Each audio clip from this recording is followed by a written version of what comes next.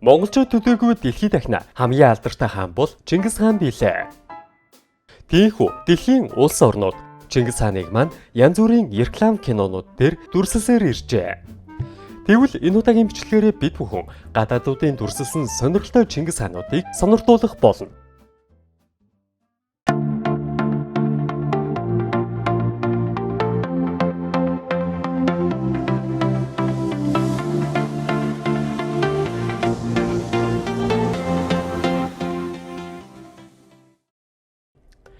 Эхлээд бүгдээрээ Чингис хааны дүрслэлсэн сонирхолтой рекламуудыг харвал тамхи, сахлын хутга, шарсан махны газар гэх мэт иршүүд бидний хэрэглээнүүд гол төлхөө харагдана.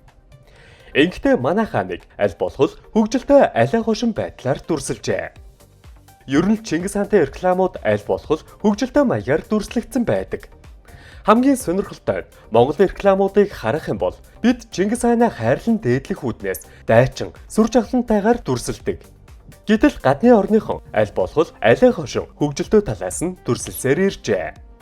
Мэдээж тэдний хувьд Чингис хааны үзэмж төрхөөс илүүтэй рекламаар сонирхолтой байлгахад анхаарсан уу гэлтэй. Харин одоо бүгдээрээ кино бүтээлүүд дээр Чингис хааныг маань хэрхэн яаж дүрсэлсэнийг хамтдаа харцгаая.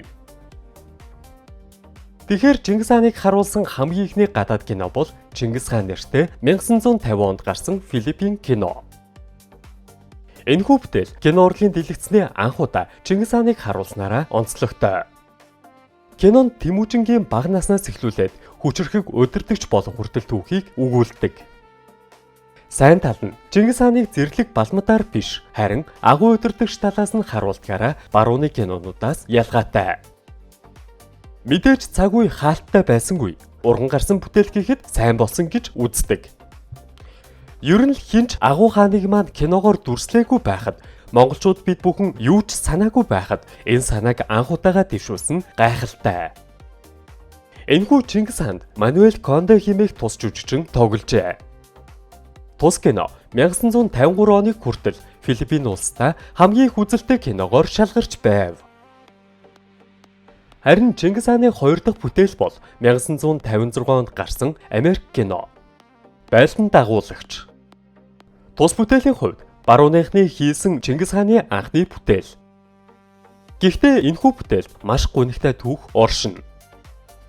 Тухайлбал энэхүү кинонд Чингис хааны дүрийг бүтээсэн жүжигчин Жон Вэйн, мөн киноны найруулагч гэдэл кинон дээр ажилласан 91 хүн хортавдар тусцгаажээ.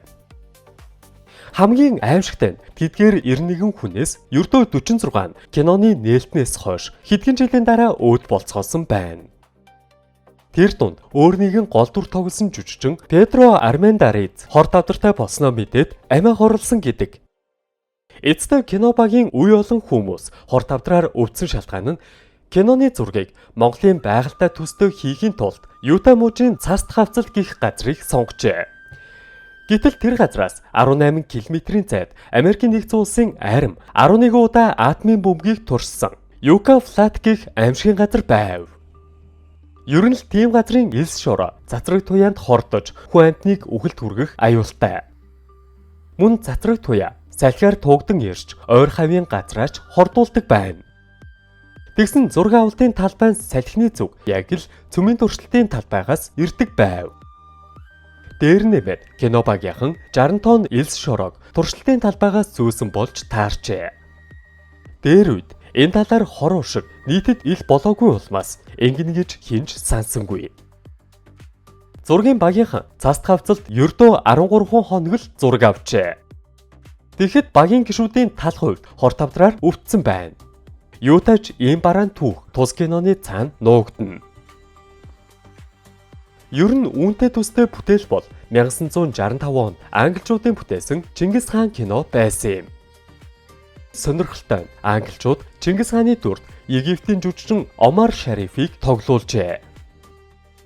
Эдүгээ тус кино мөн л Европ царайтай нөхрийг тоглуулсан гэдгээрээ итгэл үнэмшил муутайхан болсон. Үүнээс цааш 1970-80-аад онд хэсэгтэл Чингис хааны кино хийгдэлгүй 20 жилийг өнгөрөөжээ. Харин дараагийн бүтээл бол 98 онд Хятадуудын хийсэн Чингис хаан. Тус киноны хувьд өвөр Монголын хамтарсан бүтээл гэдгээрээ онцлогтой. Хэдийгээр тус кино, өнгө зураглал, ах үе соёл нь өмнөх кинонуудаас шинэлэг боловч монголоор ярьдаг нэгж дүр байхгүй. Бүгд хятадаар ярина. Эмүгдээс харвал хятадууд өөр монголоор дамжуулан Монголын өвөг түүхийг булан авах гэсэн гэлтэй. Бидний дурдах дараагийн бүтээл бол мөн л хятадуудын хийсэн Чингис хаан цуврал билээ. Гэхдээ энэхүү цувралд Баасан Жавхай Чингис хааны дүрийг бүтээсэн гэдгээрээ олонний хайрыг татсан. Мэдээж тус кино хятадууд хийсэн гэдгээрээ кинон дээрх бүхий л хүмүүс хятадаар ярьцгаана. Үүгээрээ мөн л соёлын уусгалт явагдсан тодорхой байдаг. Бидний дараагийн дурдах Чингис хаан бол найруулагч Сергей Бодровын Монгол кино. 2007 онд гарсан энэхүү бүтээл олон улсад хамгийн их алдаршсан Чингис хааны кино. Монгол бүтээлийн авууштай тал нь тулаантай эсгүүдийг гайхалтай бүтээсэн. Үүнээс ч өмнө Чингис хааны ямар ч кинонууд тулааны хэсэгт ингэтэл нь анхаарч байгаагүй. Үүгээрээ л шинэлэг. Бусдаар бол Чингис хаанд Монгол биш, харин Япон жүжигчнийг тоглуулсан харамсалтай. Өнөөх л гадаад Чингис хаан нэгээр нэмэгдсэн явдал байсан юм. Ер нь Орос, Герман, Казахстан 3 Монгол нэртэй кино хийснэ. Гол дүрт нь Япон жүжигчин тоглуулна гэхээр хойлон бандан шиг санагдана. Хаанаас нь ч харсан Монгол дүрх байхгүй. Япон жүжигчин тоглуулсан яагаад ч Монгол хүн шиг харагдахгүй байв. Дараагийн Чингис хаан бол мөн л 2018 онд хятадуудын хийсэн Чингис хааны домог. Тус кино Чингис хааны залуу үеийг харуулсан фантази кино. Даанч хятадуудын хийсэн кинод Чингис хаан хятадаар л ярина. Дээр нэмээд монголчууд төрөх байхгүй хүүхчиг ирийг Чингис хаанд тоглуулжээ. Анзаарвал тэд Баасан Жавхайг кинод туслах дүрээр тоглуулж өөрсдийн киногоо чимхийг хүсжээ.